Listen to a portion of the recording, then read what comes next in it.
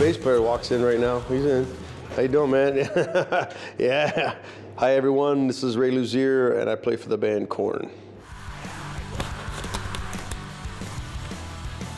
My top 3 records, wow, that's hard because I love all kinds of music, you know. Just because I'm in a heavy hard rock band doesn't really mean I listen to a lot of heavy stuff. So, but lately I have been. It's weird. The new Gojira record is definitely in my top spin list right now.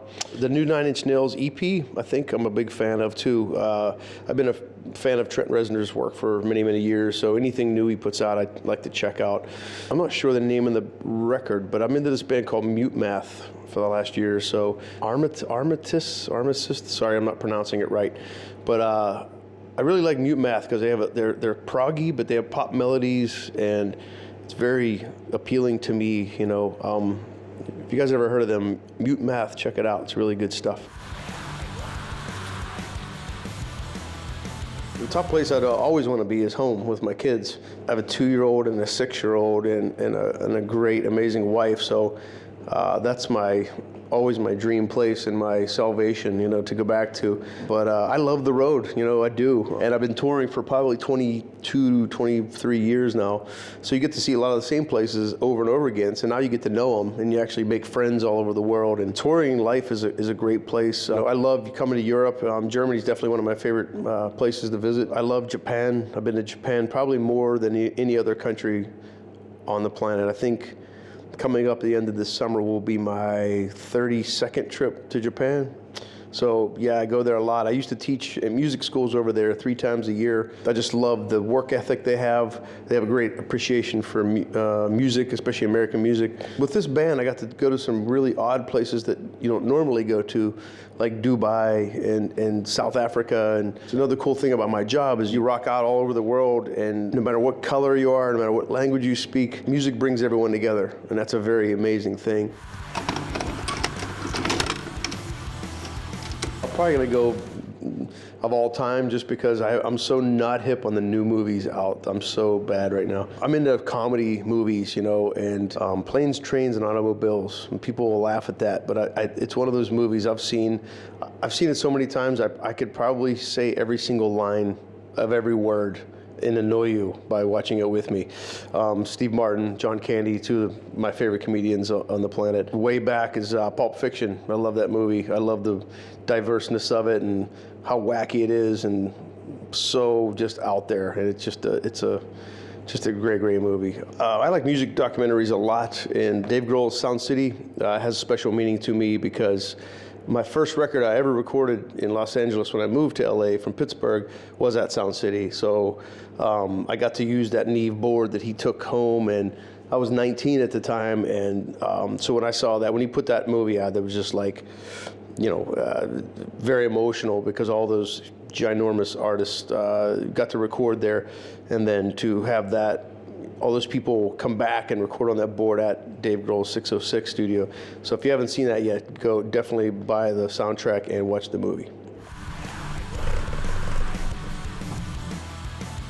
Yeah, I'll plug my side band. It's called KXM, and it's with George Lynch on guitar, the guitar legend from Lynch Mob and Dokken, and Doug Pinnick from King's X. We have a brand new record out called Scatterbrain. It just hit out everywhere, and there's some great videos on YouTube. Type in the letters KXM, check that out. Other artists, I would have to say, which is really odd, but the new Seal record. That's how odd my tastes go. I go left turn, and I like his simplicity, the way he sings and the pop melodies and all that. It's really cool. And the third one, we played many shows with him, became friends with him through the years, and that's Rammstein. Huge fan of them. They've made such an impact. Way before I was in Korn, Korn and Rammstein toured together, and Korn took them out on the road, and what a show. I mean, there's not many people that touch that stage show, and it's a bonus if the music is good as well, so definitely them. What a day! What a lovely day!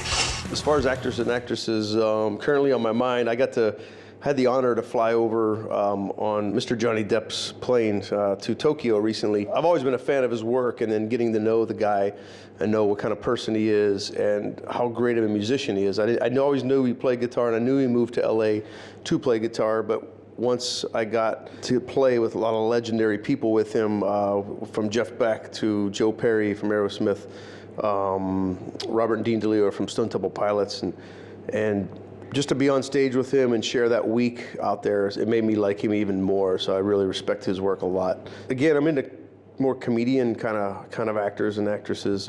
Will Ferrell is still one of the funniest guys out there. I mean, it's, you know, I'd like to go odd and say somebody random, but no matter what that guy does, no matter what he's in, it makes you laugh. You know, he's just got that face and his comedy, and then to top it off, he did that drum duo with Chad Smith, his evil twin. You know, that was hysterical. So I'm a fan of like Juliette Lewis, like people like that. She's in a lot of movies, and just another person that's a musician as well. She has her band Juliette Lewis and the Licks. She's not afraid to say what's on her mind. There's no filter for her. You know, in my industry, you get a lot of yes men.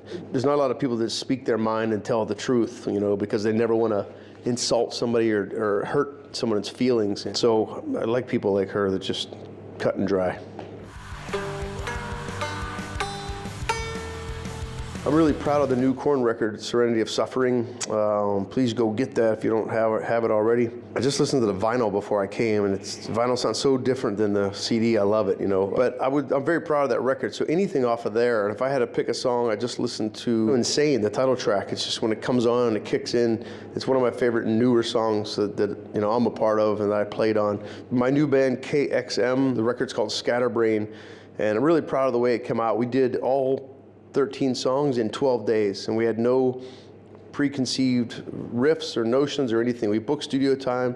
We went in completely blind and wrote in the studio a song a day and recorded it that night. So there's something really special about that.